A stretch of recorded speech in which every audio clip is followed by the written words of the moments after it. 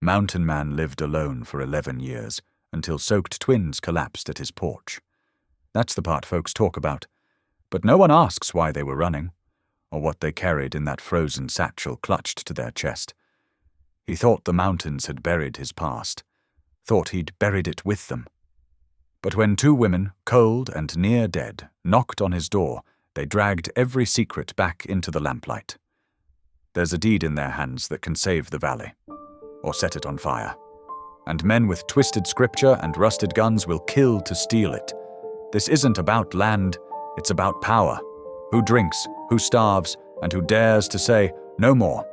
He wanted to be left alone, but the mountains won't let him. When the snow melts and the church bell rings, who will the town follow? The preacher with the loudest voice, or the mountain man who stood when it mattered? Your reactions reaffirm something simple yet powerful, that stories still shape us, even in silence. If you believe in the soft endurance of love, truth, and doing what's right, then you're exactly why these stories exist. The wind howled like a wounded beast, rattling the sturdy logs of Boone Caldwell's mountain cabin. He stirred the bubbling stew with practiced motions, watching potato chunks and salted venison swirl in the iron pot. The familiar aroma filled the single room, but tonight it brought him no comfort. 11 years of solitude had carved deep lines in his weathered face. Each passing season since Martha's death had drawn him further into the embrace of these mountains, away from the complications of town life and the pitying glances of well-meaning folks. The isolation suited him fine, most days. The blizzard had settled in proper now, snow driving sideways past his frost-covered window. Boone added another log to the fire, listening to the satisfying crack of dry pine. His thoughts drifted to the cache of firewood stacked against the cabin's north wall. He'd need to bring more inside before... A pounding at his door cut through the storm's wail. 3 desperate thuds, then silence. Boone's hand instinctively moved to the rifle propped by his chair, but something in that frantic knock spoke of desperation rather than threat. He crossed the plank floor in 4 long strides, threw back the iron latch, and yanked open the heavy door. 2 forms lay crumpled on his snow-dusted porch like broken dolls. Women, young ones, their sodden skirts frozen stiff in the bitter cold. One still had a pale hand raised as if to knock again. Lord Almighty. Boone breathed, his chest tightening at the sight. Without hesitation, he gathered them up, one over each shoulder, and carried them inside. Their skin was like ice against his neck. He laid them gently before the hearth, the firelight revealing identical faces beneath their snow-crusted hoods. Twins, he realized, no more than 25 or 26 years old. Their lips had taken on a dangerous blue tinge. Working quickly, Boone stripped off their frozen outer garments. Proper behavior be damned, they'd die of the cold if he didn't. As he tugged off a sodden boot, a leather satchel tumbled from one girl's grip. Papers spilled across the floor, the edges dark with moisture. No, one of the women mumbled, reaching weakly for the scattered documents. The deed! Hush now, Boone said gruffly, though his touch remained gentle as he wrapped them in every blanket he owned. Papers can wait. Got to get you warm first. He positioned them closer to the fire, propping their heads on his rolled bedding. The flames painted their faces in flickering gold, and Boone's breath caught in his throat. The resemblance was uncanny. The same delicate nose, the same sweep of dark lashes that Martha had possessed. One of the twins stirred, her eyes fluttering open for a moment. They're hunting us, she whispered, fingers clutching at Boone's sleeve. Please, help. She slipped back into unconsciousness before he could ask who they might be. Boone gathered the scattered papers, careful not to tear the dampened sheets, and set them near the fire to dry. Through the translucent parchment, he could make out official-looking stamps and signatures. Whatever had driven these girls to his door on such a night, it had something to do with these documents. He settled into his chair, watching their shallow breathing as the storm raged outside. The stew bubbled forgotten on its hook, but Boone paid it no mind. His thoughts churned like the spring thaw that brought the rivers down from these peaks. 11 years he'd lived alone, content with his solitude, or so he'd told himself. Now these two girls, these strangers with Martha's face, had literally fallen at his feet. He didn't believe in coincidence, never had. The good Lord had a way of shaking a man out of his comfortable ruts when the time came. The twins slept on, their color slowly improving as warmth returned to their limbs. Every so often, one would mutter something about being followed, about needing to hide. Boone kept his rifle across his knees, eyes moving between the frost-covered window and the door. If someone truly was hunting these girls through the storm, they'd find more than they bargained for at his cabin. As the night deepened, Boone found himself studying their faces in the firelight. The resemblance to Martha was strong enough to make his chest ache, but there were differences too. One had a small scar near her temple, the other a sprinkling of freckles across her nose. They weren't Martha's ghost come back to haunt him. They were their own souls, in desperate trouble by the looks of it. He added another log to the fire and settled back in his chair for a long night's vigil. Whatever storm these girls had brought to his door, both the one howling outside and the one that had driven them to flee through it, he was now part of it. The thought should have troubled him more than it did. Dawn crept through the frost-etched windows, painting the cabin's interior in pale winter light. The storm had settled into a gentle snowfall, blanketing the world in hushed white. Boone stirred a pot of venison broth, the rich aroma filling the small space. A soft moan from the hearth drew his attention. The twin with the temple scar was first to wake, her eyes fluttering open in confusion. She tried to sit up, clutching the blankets close. "Easy now," Boone said, keeping his voice low. "You're safe here." The other sister stirred at his words, reaching instinctively for her twin's hand. They huddled together, taking in the unfamiliar surroundings with wary eyes. "Where?" The freckled twin's voice cracked with dryness. "My cabin," Boone answered, ladling broth into tin cups. "Found you both near frozen on my doorstep last night." He offered them the cups, noting how their hands trembled. "Best drink slow. It's hot." The sisters sipped carefully, color returning to their cheeks. They exchanged meaningful glances, some silent communication passing between them. "I'm Eliza Whitlock," the one with the temple scar finally said. "This is my sister Clara. We're grateful for your help, Mr. Caldwell," he supplied. "Boone Caldwell."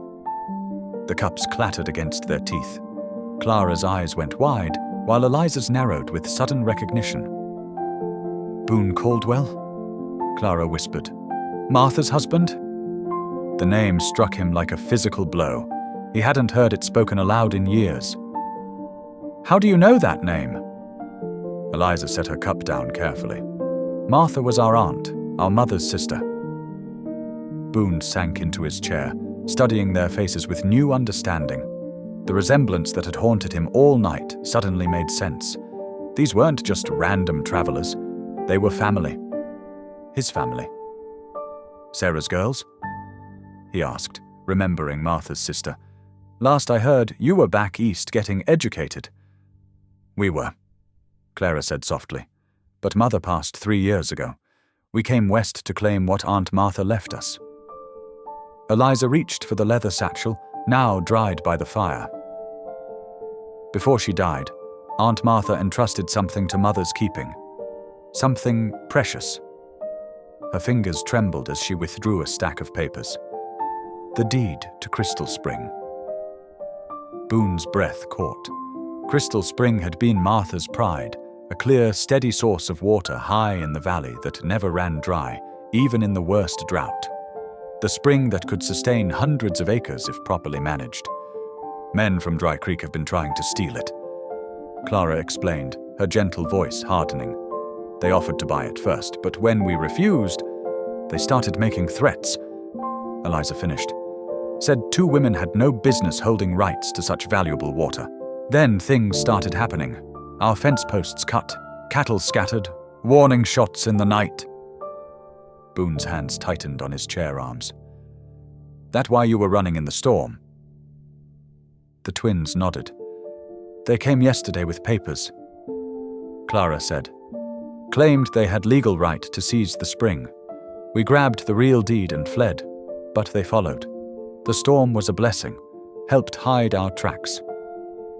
"We didn't know where else to go," Eliza admitted.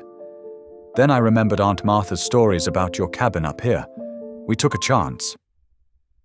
Boone stood abruptly, moving to check the window. The valley below was obscured by swirling snow. Good. Their tracks would be long covered by now. "You'll stay here till the storm passes," he said gruffly. "Nobody travels these heights in weather like this." Relief softened their features. As the day wore on, Boone watched them recover their strength. They shared stories of Martha he'd never heard, painting pictures of her childhood that made his heart ache with bittersweet warmth. Night fell early, as it did in winter. Boone crouched by the hearth, feeding fresh logs to the fire. Behind him, he heard soft footsteps. "Uncle Boone." Eliza's voice was hesitant on the unfamiliar title. She held out the deed, its pages now dry but wrinkled. "We need your help, not just with shelter but with protecting what's rightfully ours." What was Aunt Martha's? Boone took the document, his calloused fingers careful with the delicate paper. Martha's signature flowed across the bottom, elegant as the day she'd penned it. His wife had known the value of Crystal Spring, not just in dollars, but in life itself. Water meant survival in this unforgiving land. He looked up at his nieces, seeing now not just Martha's features, but her spirit. The same determination that had drawn him to her burned in their eyes. "Please," Eliza said softly. "We don't know who else to trust." The next 3 days settled into a quiet rhythm as the storm raged outside. Wind howled through the pine trees, rattling the cabin's shutters and piling snow in deep drifts against the walls. Inside, warmth and routine began to heal both body and spirit. Boone rose before dawn each morning, teaching the twins the ways of mountain living. He showed them how to split logs with the grain, explaining how proper technique mattered more than strength. "Like this," he demonstrated, positioning Clara's hands on the axe handle. "Let the weight of the head do the work. Just guide it down." The axe fell with a satisfying crack, and the log split clean. Clara's face brightened with pride at her success. She had a gentle way about her that reminded Boone of Martha, the same careful attention to detail, the same quiet strength. Eliza proved a quick study with the horses. Boone found her in the lean-to stable each morning, brushing their coats and checking their hooves for ice. "These two saved our lives that night," she said, patting the bay mare's neck. "Brought us straight to your door, even in that blizzard." The third evening found them gathered around the table, sharing a hot supper of rabbit stew and cornbread. Lamplight cast long shadows on the walls as snow pelted the windows. Clara stirred her stew thoughtfully, then set down her spoon. "There's something you should know about Dry Creek," she said, her voice soft but clear. "About why this deed matters so much." Boone looked up from his bowl, noting the worry in her eyes. "Preacher Ezekiel Hart," Clara continued. "He's been choking the town's water supply for years, controls every creek and spring except Crystal Spring, uses it to keep folks in line." Eliza nodded grimly. "If you don't attend his services, your cattle might find their water source dried up. Question his authority. Suddenly your well needs blessing before you can draw from it." "He preaches about divine order," Clara added, "but there's nothing godly in how he uses water as a weapon. People are suffering, especially during drought seasons." Boone's jaw tightened. He'd heard whispers about Dry Creek's preacher, but hadn't known the depth of his corruption. "That's why he wants your deed so bad," he said. Crystal Spring would give him complete control. The spring could water half the valley if managed right, Eliza said. Aunt Martha knew that. She wrote in her journal about wanting to share it fairly with all the homesteaders. Clara reached into her pocket and withdrew a folded paper. "We found this too, with the deed. plans she'd drawn up for irrigation channels, reaching all the way to the Ute Reservation lands. Boone's chest tightened. That was Martha through and through, always thinking of others, always planning how to help. He pushed back from the table, boots heavy on the plank floor as he crossed to an old trunk in the corner. The twins watched in silence as he lifted the lid and carefully removed a worn leather Bible. Martha's Bible. He hadn't opened it since her passing, but he'd kept it safe all these years. Running his fingers over the embossed cover, he carried it back to the table and set it down with deliberate care. "Your aunt," he said gruffly. She believed in doing what's right, no matter the cost. He looked at each sister in turn. "Reckon it's time I did the same." Understanding dawned in their eyes. By placing Martha's Bible on the table, Boone was making his choice clear. He would stand with them, protect what Martha had meant to preserve. "Hart's men will come looking," he warned. "Storm's starting to break." As if in answer, the wind's howl began to soften. The constant drumming of snow on the roof eased to a gentle patter. "We know," Eliza said firmly, "but we're not running anymore." Clara reached across the table and squeezed Boone's weathered hand. "Thank you, Uncle Boone." The familial title didn't sting this time. Instead, it settled something in his soul that had been restless for 11 long years. These girls were his responsibility now, his family to protect, his chance to honor Martha's memory through action instead of isolation. The quiet moment shattered as hoofbeats echoed in the distance, muffled by snow but growing clearer. Boone rose slowly, his hand falling instinctively to the rifle mounted above the hearth. The twins exchanged determined looks. They had found more than shelter in this mountain cabin. They had found an ally, a protector.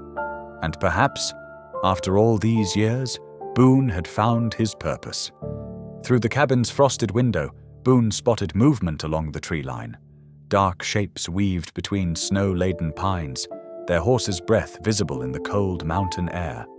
He counted 4 riders, methodically scouting the perimeter of his homestead. "Stay low," he whispered to the twins, who crouched near the hearth. "They're testing our defenses." The riders kept their distance, careful to remain partially hidden behind the forest's edge. Their caution told Boone they weren't sure how many people sheltered inside his cabin. That uncertainty might buy them precious time. As darkness fell, the scouts withdrew, likely to report back to their camp. Boone knew they'd return in greater numbers.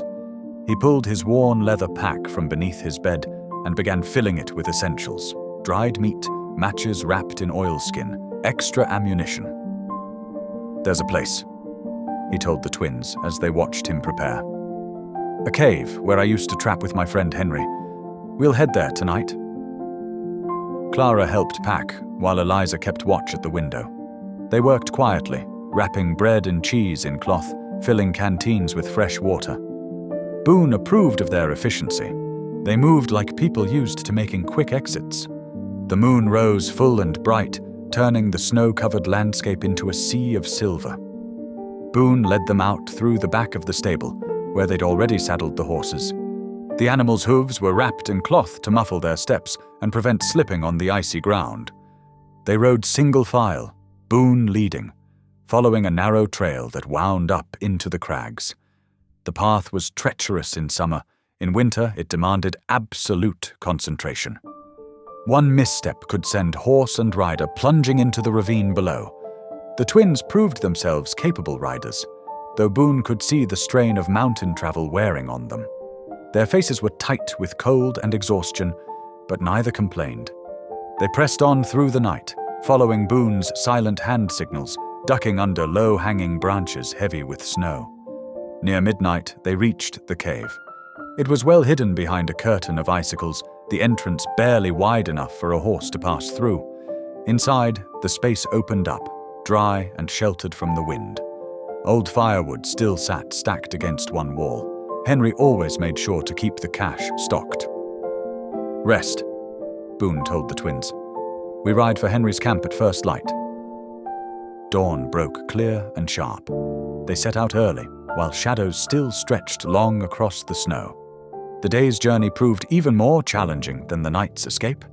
The twins struggled with the altitude, their breathing labored in the thin mountain air. Boone chose the most protected routes, steering them through narrow passes where the wind cut less fiercely. Still, the cold found every gap in their clothing, every exposed bit of skin. Their water froze in the canteens. They had to stop occasionally to warm their hands enough to grip the reins. The worst moment came at Widow's Creek. The crossing looked solid, ice spanning bank to bank. But as Clara's horse reached the middle, the surface crackled. The horse reared, nearly throwing her into the freezing water. "Easy," Boone called, his voice steady despite his racing heart. Let him find his footing. Clara kept her seat, guiding her mount carefully backward until they reached solid ground.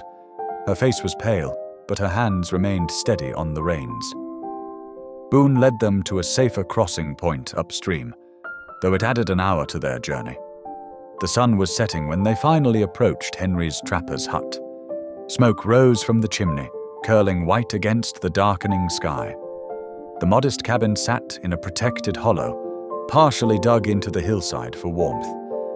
Henry stepped out before they reached the door, alerted by his dog's quiet bark.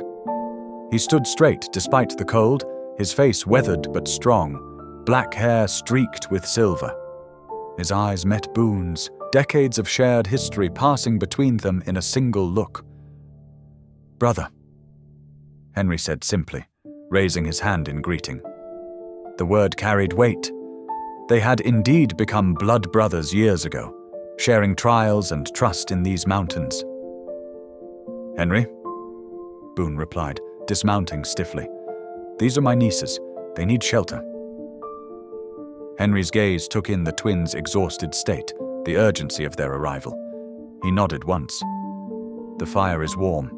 There is stew." Inside, the cabin was spare but welcoming. Furs lined the walls, tools hung neatly from pegs. A pot of rabbit stew simmered over the fire. Henry took their horses to his stable while Boone helped the twins settle near the hearth. When Henry returned, he and Boone sat at his rough-hewn table, their postures mirror images of contained strength. The twins watched as the two men fell into the easy silence of old friends, communicating volumes through slight gestures and shared glances. "Tell me," Henry said finally, pouring hot coffee into tin cups.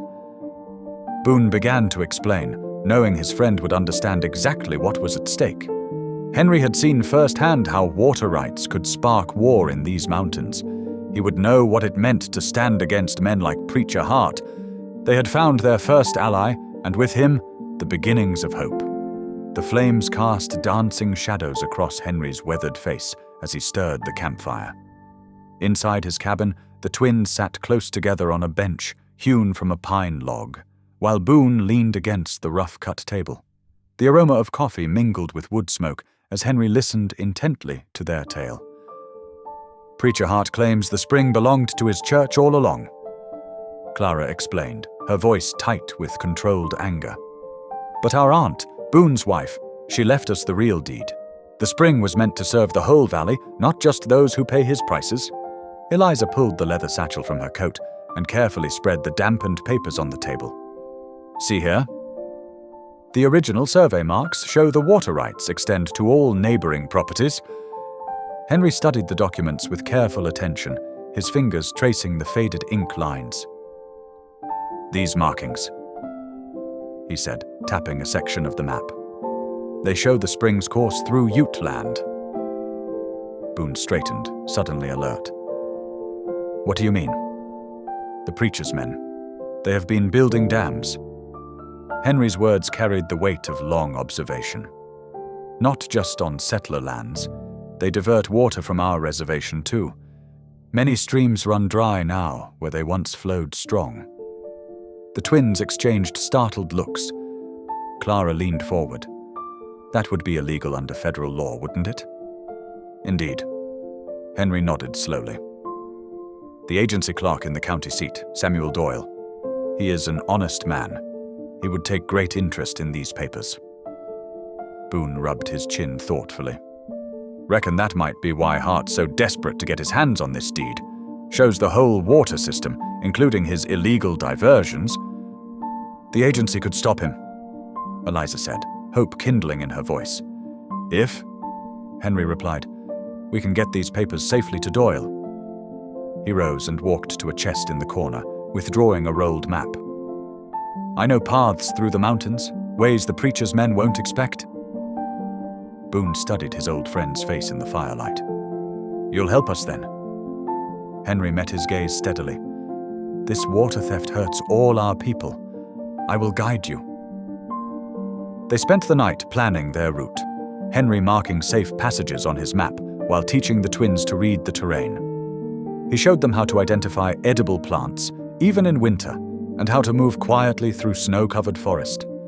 Dawn painted the sky in pale gold when they set out. Henry led them along hidden trails, showing the twins how to spot game trails and avoid leaving obvious tracks.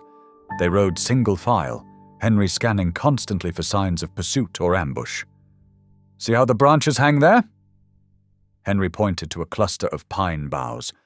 Breaking them high would signal our passing. We go around, stay low.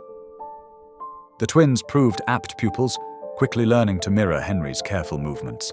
By midday, they could spot potential hazards before he pointed them out. A patch of snow that might hide ice, branches that would snap too loudly if brushed. You have good eyes, Henry told Clara as she identified a deer path that would save them climbing a steep ridge. You see the land, not just look at it. The winter sun was sinking when they finally approached Widow Harper's homestead. The property sat nestled against a protective hillside, smoke rising straight from the chimney in the still evening air.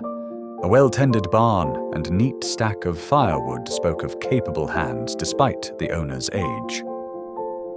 Martha Harper, Boone explained to the twins as they rode closer. Known her near 20 years, she has no love for the preacher or his schemes. Before they reached the gate, the widow herself stepped onto her porch, rifle ready but not raised. She was a tall woman with silver hair pulled back severely, her posture straight despite her years. Well, well, she called out, her voice carrying clear in the cold air. Boone Caldwell, as I live and breathe. Thought you'd turned hermit for good. Evening, Martha. Boone touched his hat brim. Mind if we trouble you for shelter? Martha's sharp eyes took in their travel-worn state, lingering on the twins' exhausted faces. Her expression softened slightly. Any friend of Boone's is welcome here, especially if they're causing trouble for that false preacher. She ushered them inside, where a warm fire and the smell of fresh bread awaited. While the twins helped Martha prepare a meal, Boone and Henry laid out their situation. The widow listened intently, her face growing harder as they explained the preacher's water theft. That man's been bleeding this valley dry for years, she said, setting plates of hot food before them. About time someone stood against him. You'll need supplies for the rest of your journey. I've got food to spare and blankets too. As they ate, Martha shared what she knew of the preacher's recent movements. His men had been watching the roads more closely, she said, but they rarely ventured near her property. They could rest safely here tonight. The twins soon fell asleep by the fire, wrapped in quilts Martha provided. Boone watched them rest, seeing again their resemblance to his late wife. Tomorrow they would face new dangers, but tonight they had found another ally in their cause. The warmth of Widow Harper's parlor wrapped around them like a thick quilt as they gathered near the crackling hearth. Outside, the winter wind whistled through bare branches, but inside, lamplight cast a gentle glow over worn furniture and faded photographs that spoke of a life well lived. Martha Harper settled into her favorite chair, its wooden frame creaking softly. Before you folks head to the county seat, there's something you need to know. She fixed them with a stern look. Sheriff Wade Palmer's in Hart's pocket has been for years. Boone's weathered face hardened. How deep does it go? Deep as a well in summer. Martha's fingers worked at her shawl. Palmer makes sure no complaints about the water rights ever reach outside ears. Those who speak up find themselves facing false charges or worse. Henry nodded slowly. This explains much. Many of our people tried reporting the water theft. Nothing came of it. Clara sat forward on the settee, her hands clasped tight. But surely the federal agent you mentioned, Mr. Doyle, he could help? If we can reach him. Martha agreed. But getting there means crossing Palmer's territory. He watches the roads careful, especially since you girls disappeared. Boone paced the worn carpet, his boots silent on the thick wool. We've got no choice. That deed needs filing proper, or Hart will keep his grip on the valley. Eliza had been quiet, staring into the flames. Now she straightened, her face pale, but determined. There's something else you need to know. She glanced at her sister, who gave a slight nod. Back in Dry Creek, before we fled, I made an arrangement. With Thomas Miller, the rancher. The room grew still. Boone turned slowly. What kind of arrangement? A marriage contract. Eliza's voice was steady, though her hands trembled. He offered protection, said he'd help secure our claim if I agreed to marry him. I signed a promise, but we ran before the final papers. You what? Boone's voice cracked like thunder. Girl, do you know what you've done? Miller's tight with Hart. This gives them legal means to hunt you down. Clara rose swiftly, placing herself between her sister and Boone. She did what she had to. We were alone, with no one to turn to. The preacher was threatening to take everything. And now he's got more reason to come after you? Boone's face flushed dark with anger. Marriage contracts ain't something to trifle with. This puts us all at risk. That's enough! Martha's voice cut through the tension like a knife. She stood, her tall frame commanding attention. Boone Caldwell, you listen good. These girls have fought tooth and nail to protect what's rightfully theirs. Family's a storm worth braving, and you know it better than most. Boone's shoulders sagged, the fight draining from him. He looked at Eliza, really looked at her, and saw not just his wife's features, but the same fierce determination that had first drawn him to Sarah all those years ago. I reckon I forgot what it's like, he said quietly, being young and backed into a corner. He moved to the window, watching snow begin to fall. But Miller won't let this go easy. He'll feel his honor's been insulted. Then we face him together, Clara said firmly. As family should. Martha nodded approvingly. You'll need to leave before first light. I'll pack you provisions, bread, dried meat, and such. Henry, you know the back trails to the county seat? Yes, Henry replied. 3 days' ride, if we're careful. There's a hidden valley where we can camp safely. They spent the next hour planning their route, marking safe passages on Henry's map. Martha pointed out where Palmer's men usually patrolled and suggested alternate paths. The tension remained, but purpose replaced anger as they worked. Later, as the others prepared for sleep, Eliza approached Boone where he sat cleaning his rifle. I'm sorry I didn't tell you sooner about Miller. I was afraid I'd turn you away. Boone set down his rifle. Girl, you're Sarah's blood. Should have trusted that meant something. Eliza's eyes glistened. Does it mean something? Boone's rough hand found her shoulder. More than I remembered, till you two showed up half frozen on my doorstep. They retired to their bedrolls, but sleep came uneasily. The wind moaned around the eaves, carrying whispers of danger. Tomorrow would test them all. Their courage, their trust, their newfound bonds of family. But for now, they rested under Martha's roof, gathering strength for the trials ahead. Dawn painted the eastern sky in hushed watercolors as they prepared to leave Widow Harper's homestead. Frost crunched beneath their horses' hooves while they loaded provisions and checked their gear one final time. The air held the sharp bite of winter, promising a clear but bitter day ahead. Remember, Martha whispered, handing Eliza a wrapped bundle of cornbread. Stick to the low ground near the creek beds. Palmer's men favor the ridgelines for watching the trails. Boone mounted his dun-gelding, scanning the terrain with practiced eyes. I'll ride ahead, make sure the path is clear. His breath clouded in the morning air. Henry, you keep the girls close. Martha, watch our back trail. They set out single file, following the shadowed valleys, where early morning mist still clung to the ground. Boone's horse picked its way carefully through the underbrush, ears pricked forward for any sign of danger. Behind him, Henry guided the twins along game trails, so faint only experienced eyes could spot them. The morning stretched on as they wound their way through the back country. Clara kept one hand pressed against the leather satchel containing the precious deed, while Eliza watched the surrounding woods with sharp attention. Martha brought up the rear, her shotgun across her saddle, ready for trouble.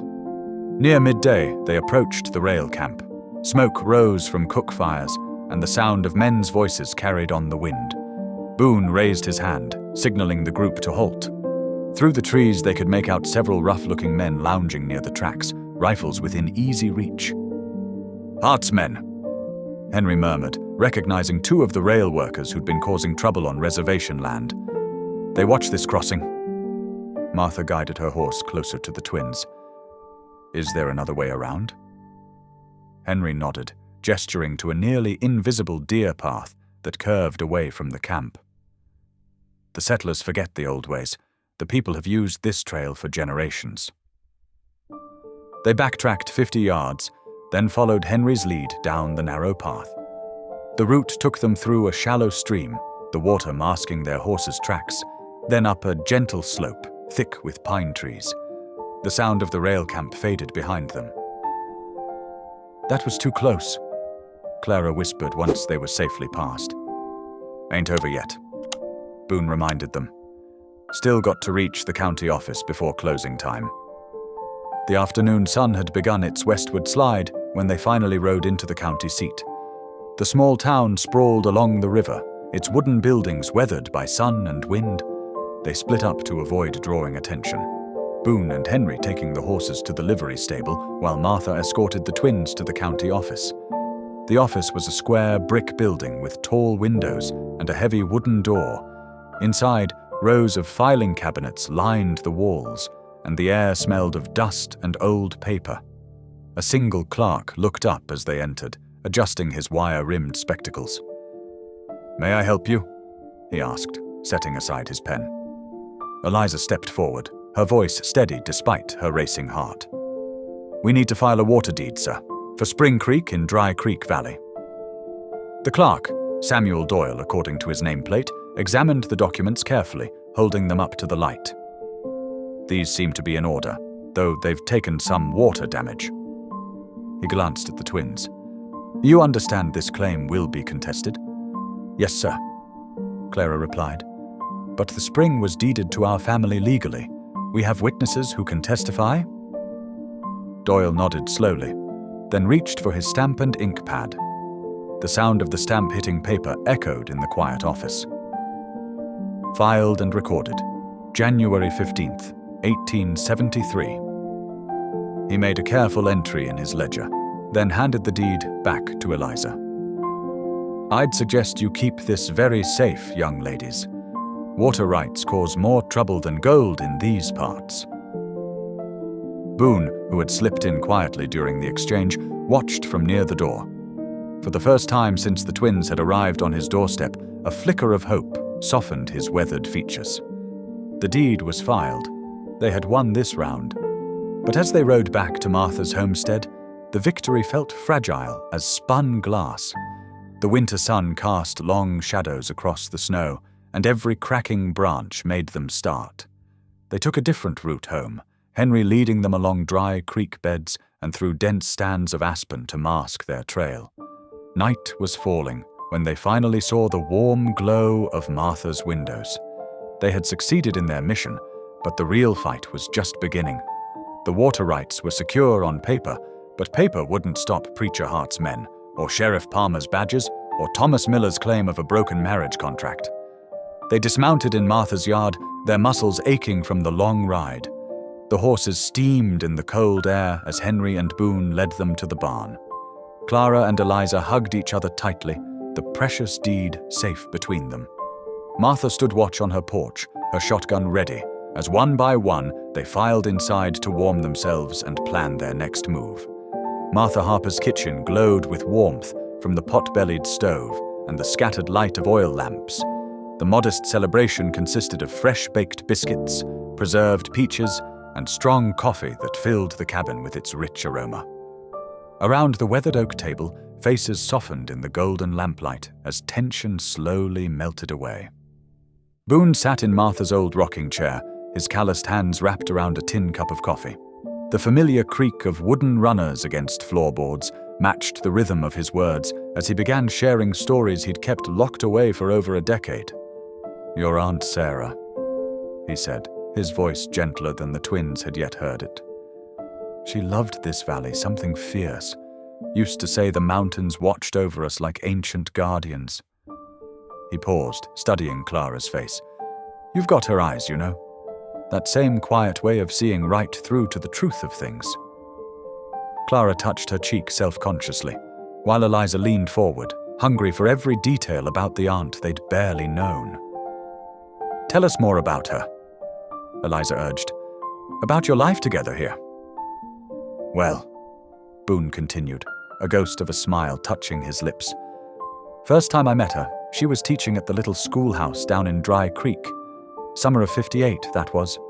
I'd come down from my trap lines to trade furs, covered in trail dust and probably smelling worse than my horse." He chuckled softly. She took one look at me and said I needed civilizing. Martha snorted from her place by the stove. Sarah always did have a way of speaking her mind. "That she did," Boone agreed. "Told me if I wanted to court her proper, I'd have to learn to read. So every Sunday after services, she'd sit me down with McGuffey's reader, patient as could be." His voice grew distant with memory. "By winter, I could read well enough to write her love letters. By spring, we were married." Henry, who had been quietly smoking his pipe in the corner, nodded appreciatively. "She was good woman, strong spirit." The twins exchanged glances, seeing their gruff uncle in a new light. Clara reached across the table and placed her hand over his. "Thank you for sharing that with us, Uncle Boone." The moment was broken by the sudden thunder of hoofbeats in the yard. Martha's farmhand, young Tommy Jenkins, burst through the door, snow dusting his shoulders and panic in his eyes. "Widow Harper!" he gasped, struggling to catch his breath. "Sheriff Palmer's deputized near 20 men. They're riding with papers, warrants for arrest." The warm atmosphere of moments before vanished like smoke. Boone was on his feet instantly, his face hardening back into familiar lines of wariness. "What kind of warrants, boy?" "Forged ones, Ma'am," Tommy directed his answer to Martha. "Heard it straight from Pete at the telegraph office. Palmer's charging the twins with theft of legal documents, saying they stole the deed from its rightful owner." He swallowed hard. "They're saying Preacher Hart has proof of prior claim." Martha's eyes flashed dangerously. "That snake! He's trying to override the county filing with false charges." Boone turned away, his shoulders rigid with tension. The others could see the weight of past grief settling over him like a heavy cloak. The memory of Sarah, of failing to protect her during the fever that took her, pressed down with suffocating force. But Clara stood up, her quiet voice carrying steel. "We won't let them win," she declared. "Not after coming this far. The truth is on our side, and God sees their lies." "Truth." Boone's laugh was bitter.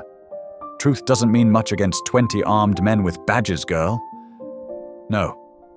Clara stepped closer, meeting his gaze steadily. "But family does. You taught us that these past days, Uncle Boone. We're not alone anymore, any of us." Something shifted in Boone's expression as he looked at his niece. The shadow of old pain remained, but determination began to spark in his eyes. She was right. He wasn't the same broken man who'd retreated to the mountains 11 years ago. "Henry," he turned to his old friend, "how fast can you reach the reservation?" 3 hours, maybe 4 in snow." Henry replied, "Chief Joseph will want to know about water theft." Martha was already moving, pulling supplies from cupboards. "Tommy, ride for Miller's ranch. Jane Miller needs to know what her husband's gotten mixed up in with that preacher. And fetch Dr. Wilson. He's never believed Hart's pious act." The cabin hummed with renewed purpose as they began to prepare. Outside, snow fell silently in the darkness, covering their tracks and muffling the sound of Tommy's horse as he rode out. But they could feel time pressing against them like a physical thing. Somewhere in that snowy night, Palmer's posse was gathering, their false warrants ready, believing they held the power of law and righteousness on their side. They had no way of knowing that in Martha Harper's warm kitchen, a family's bonds were proving stronger than paper and ink, stronger even than grief. Clara stood close to her uncle, her quiet strength helping to anchor him in the present rather than the past. The time for stories was over. Now they would write their own. The pre-dawn darkness wrapped around Martha Harper's homestead like a thick blanket. Inside, Boone moved with quiet purpose, positioning furniture to create defensive positions near windows and doors. His weathered hands checked the mechanism of his old Winchester rifle with practiced familiarity. "There's got to be another way," Martha said firmly, watching him from the kitchen doorway. Her grey hair was pulled back severely, and her eyes held the wisdom of years spent navigating frontier conflicts. "Violence will only give Hart exactly what he wants, a chance to paint us as outlaws." Boone's hand stilled on the rifle. "What would you have me do, Martha?" "Let them take the girls." "No." Martha crossed the room and placed her hand on the rifle barrel, gently pushing it down. "We fight him with the truth. His power comes from keeping folks afraid and isolated. But together, united in the light of day, that's what tyrants fear most." Clara and Eliza sat at the kitchen table, their faces pale but determined in the lamplight. "Widow Harper's right," Clara said softly. "If we respond with violence, we're no better than them." Boone looked at his nieces, seeing Sarah's gentle strength in their faces. The weight of the rifle suddenly felt wrong in his hands. He set it aside with a heavy sigh. "Reckon you're right, but we'll need help." Henry, who had been watching silently from the corner, stepped forward. "I will gather those who remember better days. Many in town hate Hart's ways, but fear standing alone." He pulled on his heavy coat. "The Miller family, Dr. Wilson, others who have suffered from his greed, they will come. Be careful, friend." Boone clasped Henry's shoulder. The Ute Scout nodded once and slipped out into the darkness. As false dawn began to pale the eastern sky, they heard the first distant hoofbeats. Martha moved to the window, counting the approaching riders through the frost-etched glass. 23 men, she reported grimly. Sheriff Palmer leading them, and that snake James Miller riding beside him. Eliza's face tightened at the mention of Miller, the rancher who claimed a marriage arrangement with her. "I never signed anything," she whispered. "He knows that." "Then that's one more truth they can't hide," Boone said firmly. He straightened his shoulders and moved to the door. "I'll meet them out front. Martha, you know what to do." The widow nodded and reached for her heavy coat. "The church bell will bring the town. Let's see how righteous our preacher looks in front of his whole congregation." Boone stepped out onto the porch just as the riders pulled up in a loose semicircle around the yard. The winter dawn cast long shadows across the snow, and breath steamed from the horses' nostrils in the bitter air. Sheriff Palmer urged his mount forward, a rolled paper visible in his gloved hand. "Caldwell," Palmer called out, his voice carrying false authority. "We've got warrants for those girls. Step aside now, and there won't be any trouble." "Mighty interesting timing for these warrants," Boone replied evenly, "seeing as how they just filed their deed legally yesterday." He descended the porch steps slowly. "Mind if I have a look at those papers?"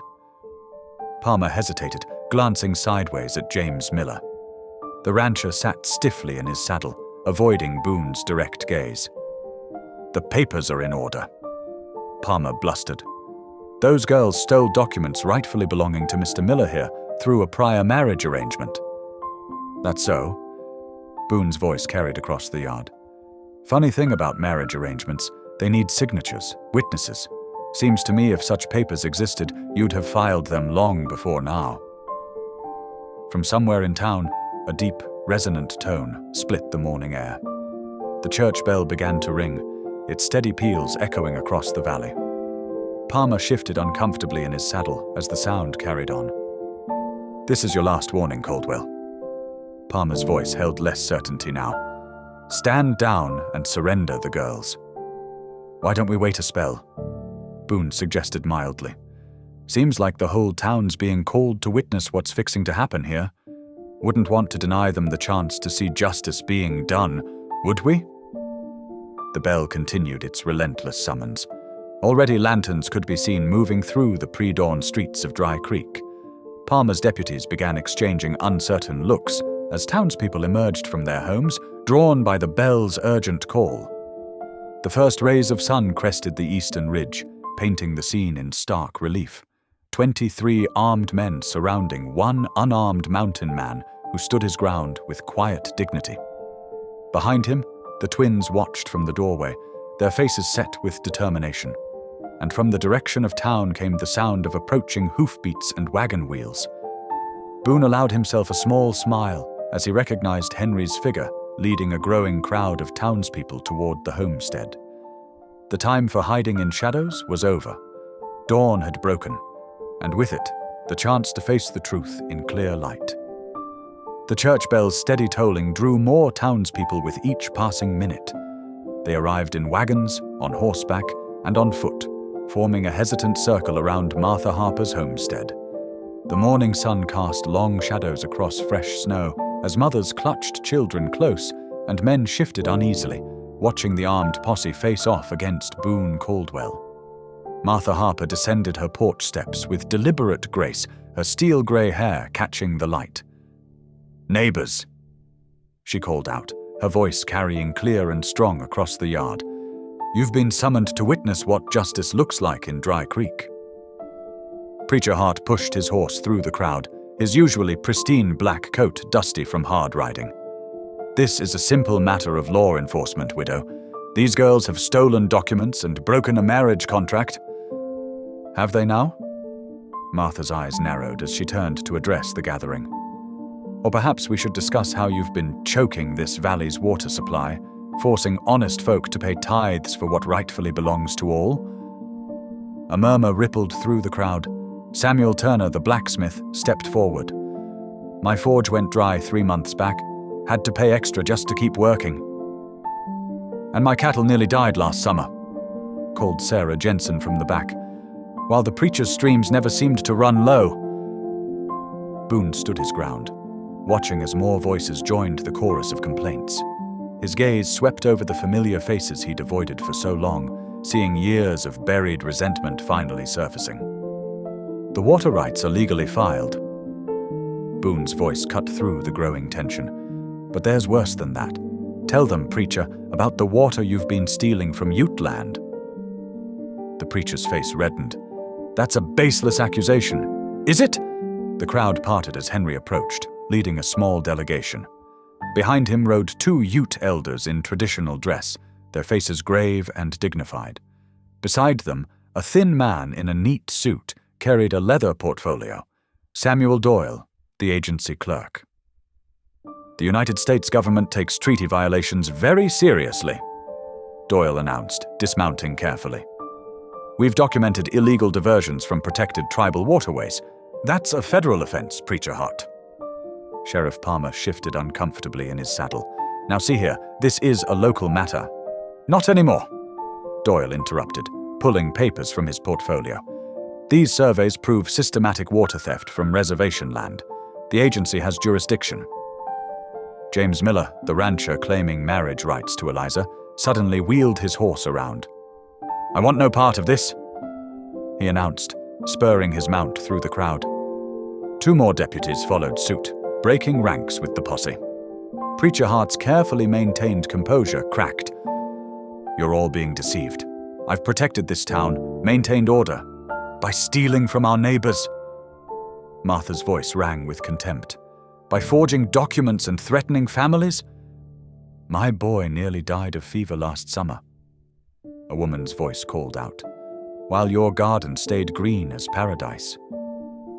More voices joined in, years of suppressed grievances pouring forth like a broken dam.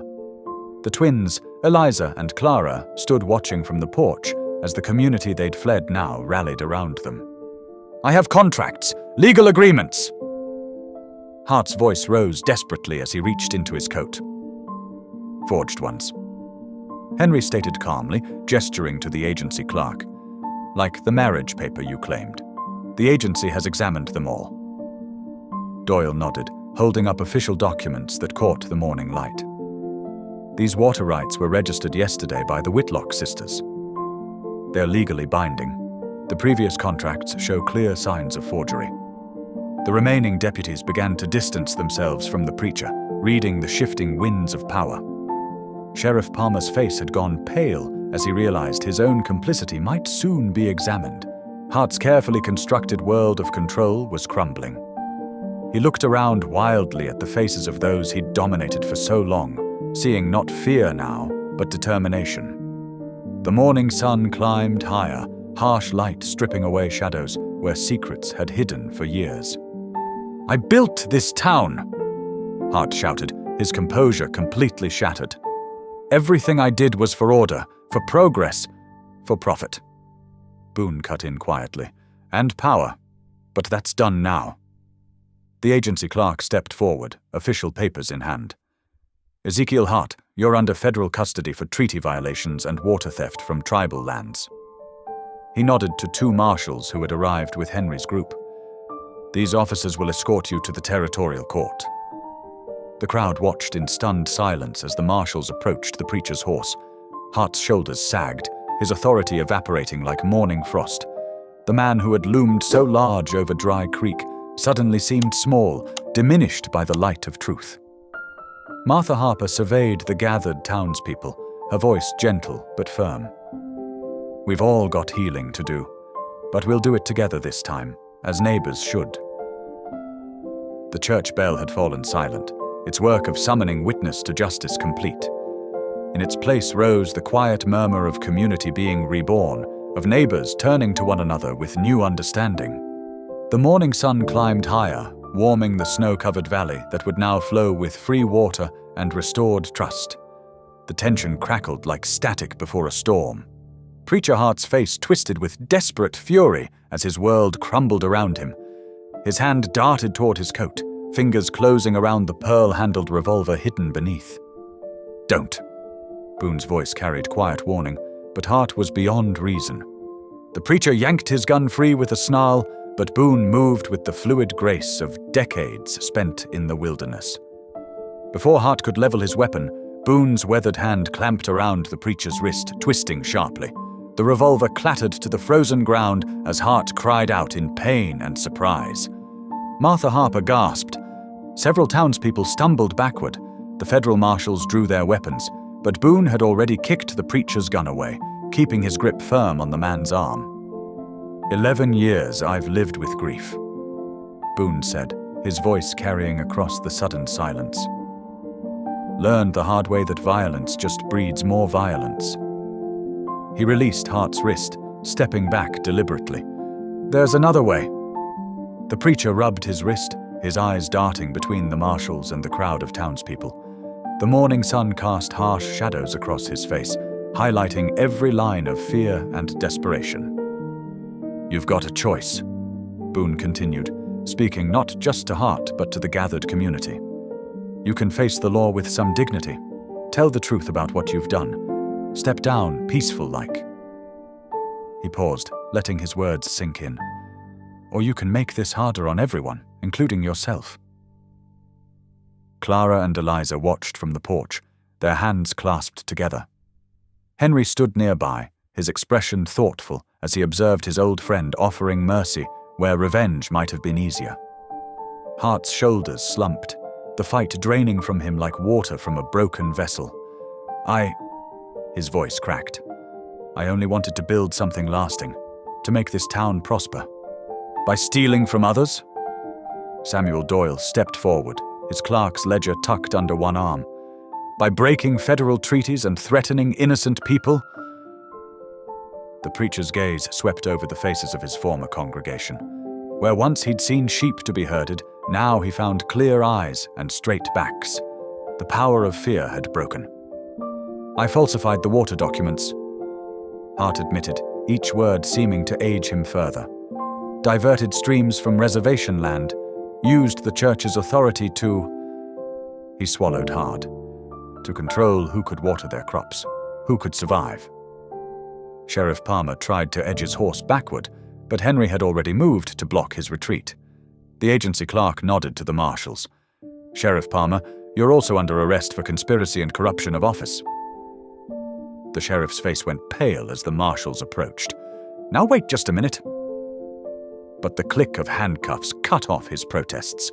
From the edge of the crowd came a commotion as James Miller, the rancher who'd claimed marriage rights to Eliza, spurred his horse forward. "The devil take you all!" he shouted, but the contempt in the townspeople's eyes followed him as he fled, leaving only the thunder of hoofbeats and a cloud of snow dust. Boone watched it all with a strange sense of peace. The weight of isolation he'd carried for 11 years felt lighter somehow. He glanced at the twins on the porch, seeing in their faces echoes of their aunt, his beloved wife, and for the first time, the resemblance brought comfort rather than pain. "Mr. Caldwell?" Samuel Turner stepped forward, hat in hand. "Some of us... Well, we should have checked on you more after Sarah passed. Shouldn't have let you bear it alone." Martha Harper smiled softly. "Seems like you've been watching over this valley all along, even from up in those mountains of yours." More townspeople moved forward, offering quiet words of respect and gratitude. Henry caught Boone's eye and nodded, a gesture that spoke volumes between old friends. The Ute elders conferred briefly, then approached Boone with dignified approval. "The waters will flow as the Creator intended," one elder said, extending his hand to Boone. "You have helped restore balance."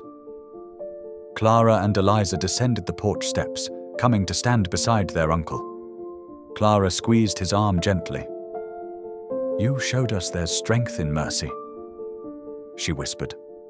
The marshals led Hart and Palmer away, their departure marked by silence rather than celebration.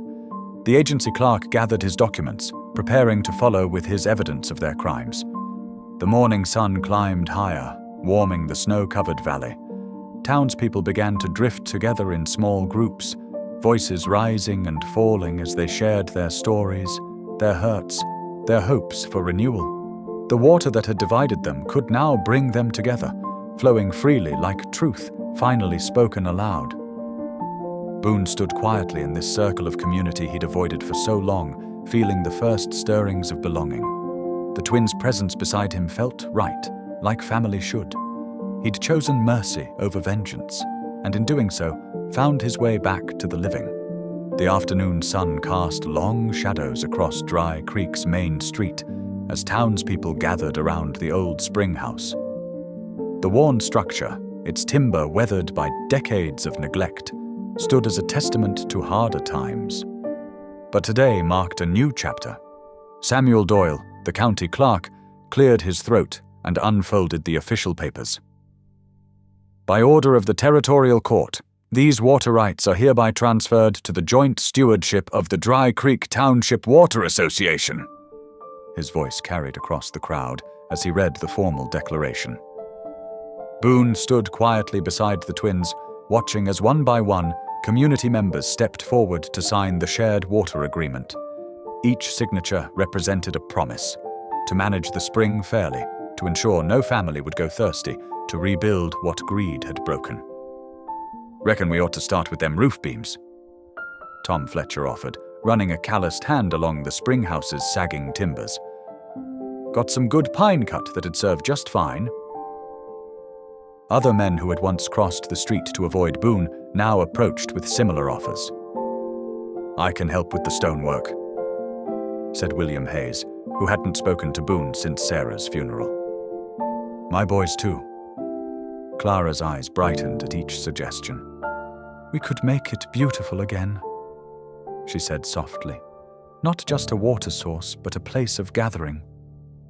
"And worship," Eliza added, "the way it was meant to be, open to all." As the sun dipped toward the mountains, Martha Harper's kitchen filled with the warmth of conversation and the aroma of fresh-baked bread. Boone sat at her worn table, watching Clara and Eliza help their hostess serve up plates of steaming stew. Never thought I'd see the day. Martha mused, settling into her chair. This kitchen's been too quiet these past years. Boone nodded, feeling the weight of isolation lifting from his shoulders. Seems like yesterday these two were just stories Sarah told me about her sister's girls. He glanced at the twins with gruff affection. Now, look at them. We're home now, Clara said simply, reaching across to squeeze his weathered hand. All of us. Eliza smiled, her eyes bright with unshed tears. A proper family at last. The lamplight cast a gentle glow across their faces as they shared this simple meal, their conversation flowing as freely as the spring waters that had brought them together. Outside, the evening star rose over Dry Creek, watching over a town finally whole again. The morning air rang with the sound of hammers and saws as work on the spring house began in earnest. Boone's muscles strained as he and Henry hauled heavy pine timbers across the muddy ground. Clara moved between the workers, offering water and tending to minor scratches and splinters with gentle efficiency. Eliza stood near the foundation, ledger in hand, directing townspeople with natural authority. "Those crossbeams need to be notched before raising," she called out, pointing to a stack of fresh-cut lumber. "And we'll need more nails for the western wall." Henry wiped sweat from his brow, sharing a knowing look with Boone. "Your nieces, they have their aunt's spirit," he said quietly. "Sarah would be proud to see this day." Before Boone could respond, young Tommy from the telegraph office came running up, waving a yellow paper. "Message from the territorial capital," he shouted, handing it to Eliza. The workers gathered as she read aloud. "Water rights officially recorded. Federal recognition confirmed. All claims by E. Hart invalidated." A cheer went up from the crowd, and Boone felt a weight lift from his chest that he hadn't known he was carrying. As the celebration quieted, Clara stepped forward, her voice clear in the morning air. "We've been thinking," she said, glancing at her sister. "The spring house should have a name." Eliza nodded, moving to stand beside her twin. "We'd like to call it Sarah's Haven," she said softly. "After Aunt Sarah. After your wife." Boone turned away abruptly, but not before the twins caught sight of tears in his eyes. Henry placed a steadying hand on his friend's shoulder, while the townspeople murmured their approval. That evening, Boone sat alone on his cabin's porch, watching the sunset paint the sky in shades of purple and gold. 11 years of solitude had carved deep grooves in his soul, but now those empty spaces were filling with something new, or perhaps something remembered. He could almost hear Sarah's laugh on the evening breeze, see her smile in the way Clara tended to others, feel her determination in Eliza's steady leadership. The life he'd built around his grief was transforming into something his wife would have cherished, a legacy of love, service, and family restored. The Springhouse dedication dawned under a pristine Colorado sky, its blue depths stretching endlessly above the gathered crowd. Townsfolk mingled with Ute elders in their ceremonial dress, while agency officials stood nearby in pressed suits and polished boots. The new structure gleamed, its fresh-cut timber still fragrant in the morning sun. Boone tugged uncomfortably at his collar, the worn suit feeling strange after years of buckskins. He'd found it wrapped carefully in one of Sarah's old trunks, preserved like a memory of different times. The jacket pulled tight across his shoulders, but he reckoned some discomfort was worth bearing for a day like this. "It's time, Uncle Boone," Clara whispered, smoothing his lapel with gentle hands. The word uncle still caught in his throat sometimes, sweet as honey, but taking some getting used to. Eliza stood tall beside them, her pride evident as she gazed at the spring house that bore her aunt's name. Together, they climbed the small platform built for the occasion. Boone cleared his throat, his deep voice carrying across the hushed gathering. "Ain't much for speeches," he began, "but reckon some things need saying. This spring—" He paused, gathering himself. "This spring was Sarah's dream. My wife saw clear what this valley could be, if folks just worked together instead of against each other. Took these two brave girls here." He gestured to the twins, "to remind us all of that truth." Eliza and Clara beamed up at him, their eyes bright with unshed tears. "Our Uncle Boone," Eliza announced to the crowd, her voice strong and clear, "showed us what it means to stand for what's right, even when standing alone. Though he won't be standing alone anymore," Clara added softly, taking his weathered hand in hers. At the signal, Henry and two Ute elders cut the ribbon stretched across the springhouse entrance. Fresh, clear water gushed into the new wooden trough, its music sweeter than any sermon. Children laughed, splashing their hands in the cool flow, while their parents smiled and nodded in approval. Boone watched it all, his heart full. The hermit's cabin up the mountain would always be there, but it wouldn't be lonely anymore. Here, surrounded by family both blood and chosen, he'd found his way home at last. Thank you for watching. If this one reached you, consider subscribing. I'll be back tomorrow with more meaning, more humanity.